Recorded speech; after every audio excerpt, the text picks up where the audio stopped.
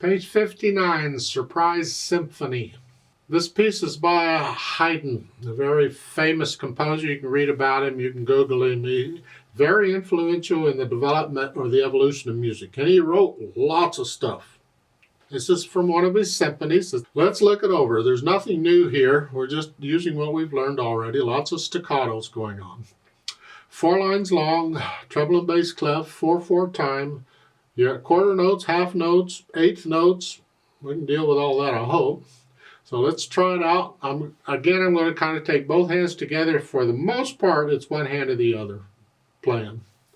So the right hand starts here. And the left hand, when it comes in at the end of the line, is here. So we're in middle C position, to start at least. We might move around, but this is where we're starting. And it's just quarter notes. It's like a broken C chord. There. Okay. Let's go to the second line and the last 2 measures. You have F sharps.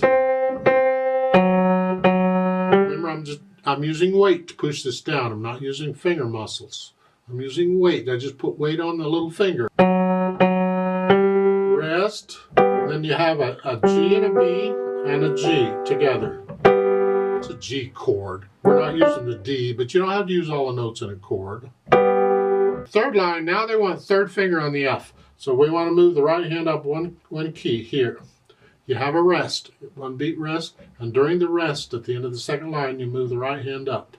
1, 2, 3, 4. You don't need the other finger number. The only finger number you need is the 3 at the beginning of the line. You don't need the 1 because you're there anyway.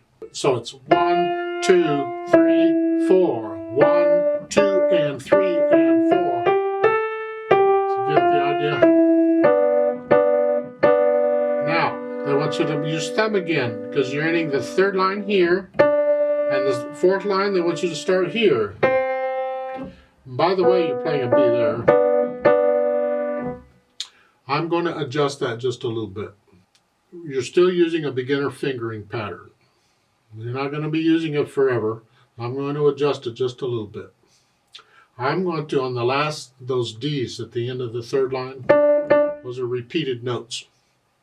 And in music, on a fingering style I use and I teach, is if I'm going to have to move the hands around, I can do it on repeated notes. I can get ready for what's coming. So on the D's here, rather than playing them all with thumb, because I need to be in this position for the next line here. So I'm going to play the half note D with second finger. I'm going to change there. Here. You'll get good at this, changing hand positions on repeated notes. You'll get to where you don't even have to look at the keyboard for it. It comes. So I'm going to suggest you play a half note D with second finger. Now you're in position for the next line. Here. So again, the third line down, last measure, here, here, here. Now I'm ready to go on. And at the end of the line,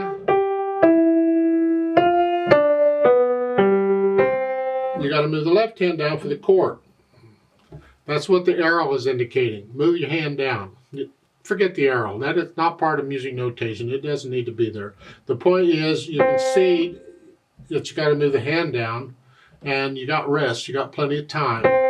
So for the C chord, just make sure you don't mess up the beat because you're moving the hands around. And once you're sort of comfortable with the notes and the rhythms, then we'll add the articulation. And again, these are short staccatos. I'm hinging at the wrist and I'm bouncing off the keys for now. The half notes are not staccato. You hold those out, but lift up before you go on. They don't have phrasing marked, but this is a phrase. That's and then so lift up between the phrases. So after the half note, lift up, separate it, and then lift up.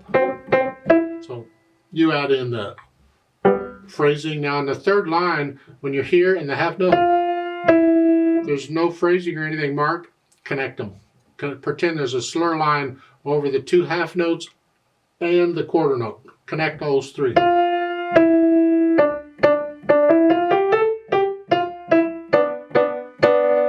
Here. mostly staccatos, huh? And once you're kind of comfortable with that, we can think about the dynamics. You can hear where the melody is, and that's what they apply to soft at first, whatever you think soft is, and then the last notes in the second line, that's loud. All of a sudden, that's where the name of the symphony comes in. It's a surprise symphony. That's because the orchestra's been playing kind of gently and softly all of a sudden, and then all of a sudden out of nowhere you get this loud chord, boom, and it kind of wakes everybody up. It surprises them.